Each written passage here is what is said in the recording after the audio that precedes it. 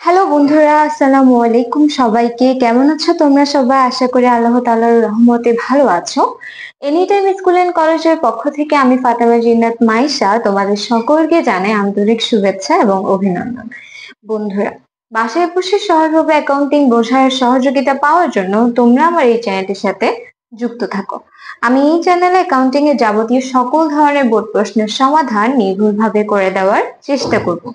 তাই এই ধারাবাহিক ক্লাসগুলোর ডেইলি আপডেট পেতে আমার এই চ্যানেলটিকে সাবস্ক্রাইব করে পাশে থেকে বেল আইকনটি ক্লিক করে রাখো। তো বন্ধুরা, আজকে আমি পড়াবো এসএসসি হিসাব বিজ্ঞান রাজশাহী বোর্ড 2024-এ আসা 4 নং অঙ্কটি। এটা হচ্ছে মূলধন ও মুনাফা জাতীয় অধ্যায় যেটা আছে, অর্থাৎ অধ্যায় 4, সেটারই একটা অঙ্ক। তাহলে প্রথমে আমরা প্রশ্নটা একটু পড়ে নিব। আমাদেরকে প্রশ্নে কি বলা হচ্ছে আমরা ফার্স্ট একটু দেখে নিই।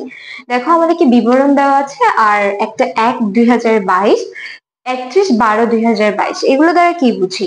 1/1 মানে হচ্ছে জানুয়ারি 1 তারিখ। জানুয়ারি 1 তারিখ যেটা, সেটাকে আমরা বলি প্রারম্ভিক, আর 31/12/2022 যেটাকে আমরা বলি সমাপনী।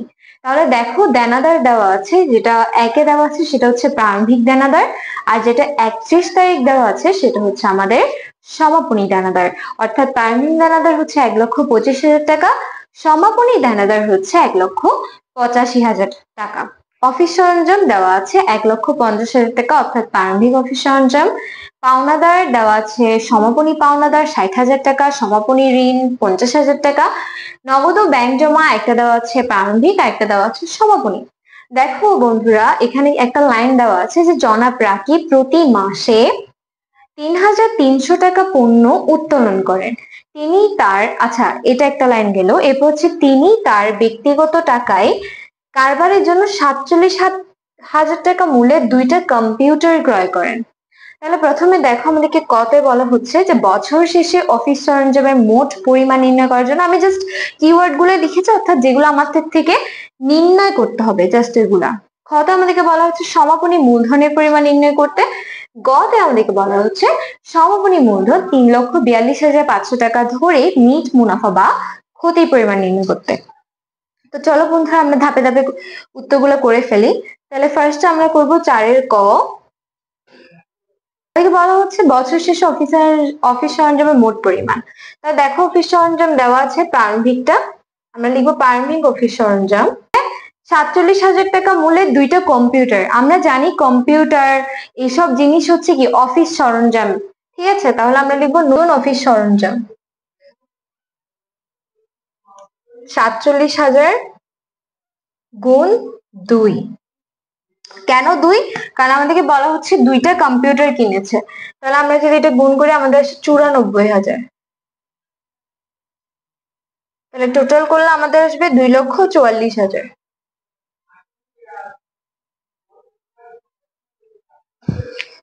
এখন দেখো, আমরা সমাপনী মূলধনের পরিমাণ বের করব। সমাপনী মূলধন মানে হচ্ছে সমাপনী যেসব সম্পদ আছে সেসব সম্পদ থেকে সমাপনী যেসব দায় আছে আমরা সেগুলো বাদ দিব। তাহলে আমরা একটু আইডেন্টিফাই করে আমাদের সমাপনী সম্পদগুলো কি কি। আমরা কিন্তু এক এক এটা দেখবো না, আমরা দেখবো 31 তারিখেরটা, ঠিক আছে? আমরা রেড মার্ক দিয়ে আমরা সম্পদগুলো আইডেন্টিফাই করি। যেমন দেনাদার একটা চলতি সম্পদ, তাহলে আমরা এটাকে রেড মার্ক দিয়ে রাখি। অফিস সরঞ্জাম একটা সমাপনী সম্পদ। বছর শেষে আমাদেরকে যেহেতু প্রারম্ভিকটা দেওয়া আছে, আমরা প্রারম্ভিকটা দিতে পারবো না, আমাদেরকে আমরা যে কতে বের করছি বছর শেষে অফিস সরঞ্জাম, সেটা কিন্তু আমাদের এখানে আসবে। এরপর হচ্ছে নগদ ও ব্যাংক জমা, যেটা 1,25,500 টাকা দেওয়া আছে সেটা। এরপরে বন্ধুরা, দায় সমূহ গুলোকে আমরা ব্লু মার্ক দিয়ে করি। পাওনাদার আর ঋণ, এই দুইটা হচ্ছে সমাপনী দায়, দেখতে পাচ্ছ 60,000, 50,000। সমাপনী সম্পদের থেকে আমরা সমাপনী দায়গুলা বাদ দিব। তাহলে আমাদের আসবে প্রথমে দেনাদার 1,85,000 টাকা,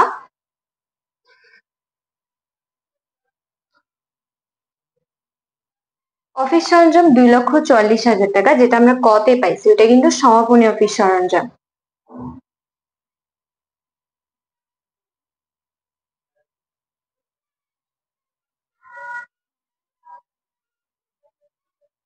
নগদ ও ব্যাংক জমা দেওয়া আছে 1,25,500। আমরা এখন এগুলো যোগ করব, আমাদের আসে 5,54,500। এখন আমরা সমাপনী দায়গুলা লিখবো। আমাদেরকে দেওয়া হচ্ছে পাওনাদার দেওয়া হচ্ছে 60,000, ঋণ দেওয়া হচ্ছে 50,000, টোটাল যোগ করলে আমাদের আসে 1,10,000। এখন বন্ধুরা আমরা এটা বাদ দিয়ে দিব, আমাদের সমাপনী মূলধন আসবে 4,44,500 টাকা। এখন আমরা সমাধান করব 4-এর গ। আমাদেরকে বলা হয়েছে নিট মুনাফা বা নিট ক্ষতির পরিমাণ বের করতে। আমরা একটা সূত্র জানবো, সেটা হচ্ছে নিট মুনাফা বা ক্ষতি সমান সমাপনী মূলধন যোগ উত্তোলন, এবং এটা থেকে বাদ দিতে হবে প্রারম্ভিক মূলধনের সাথে আমরা অতিরিক্ত মূলধন যোগ করে। তাহলে দেখো সমাপনী মূলধন আমাদেরকে গতে বলে দেওয়া আছে 3,42,500 টাকা ধরতে। এখন বন্ধুরা আমরা উত্তোলনটা বের করব। উত্তোলন দেখো আমাদেরকে বলা আছে প্রতি মাসে 3,300 টাকা করে পণ্য উত্তোলন করে, তাহলে 3,300-র সাথে আমরা যেহেতু প্রতি মাসে তাহলে 12 দিয়ে গুণ করব, ঠিক আছে।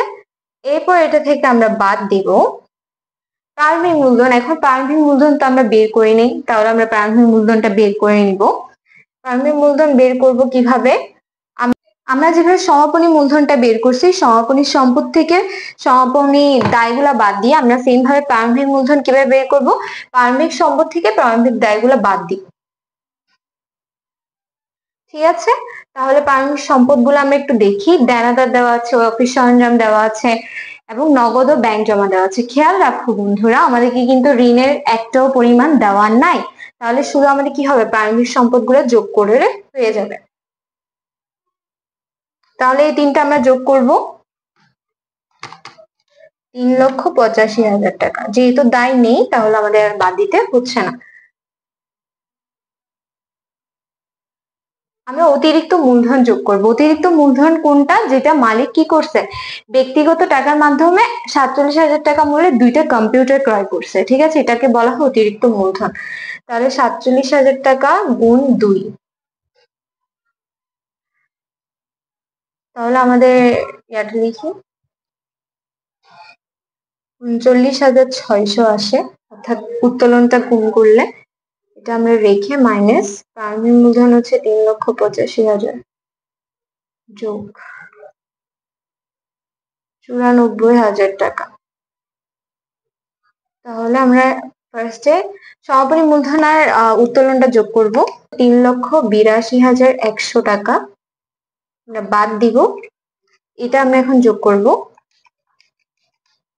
4,79,000 টাকা।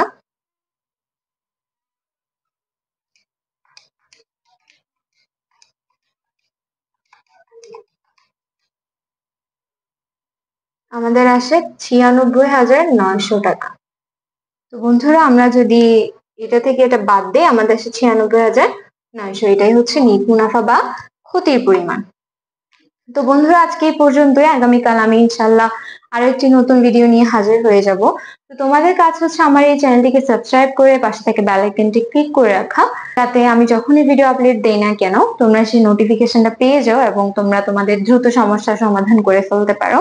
এছাড়া বন্ধুরা তোমাদের সমস্যার কথা আমাকে অবশ্যই কমেন্টে জানাতে ভুলবে না। আমি তোমাদের সমস্যা নিয়ে আরো সুন্দর সুন্দর ক্লাস নিয়ে আসবো, যেগুলো তোমরা সামনে যে তোমাদের বোর্ড এক্সাম হবে SSC 26, HSC 26, তারা কিন্তু খুবই সহায়তা পাবে। তো আমাকে অবশ্যই কমেন্টে জানাতে ভুলবে না, and don't forget to subscribe my channel. তো ঠিক সময় দেখা হচ্ছে ইনশাল্লাহ, ততদিন পর্যন্ত সুস্থ থাকবে, ভালো থাকবে। আল্লাহ হাফেজ, আসসালামু আলাইকুম সবাইকে।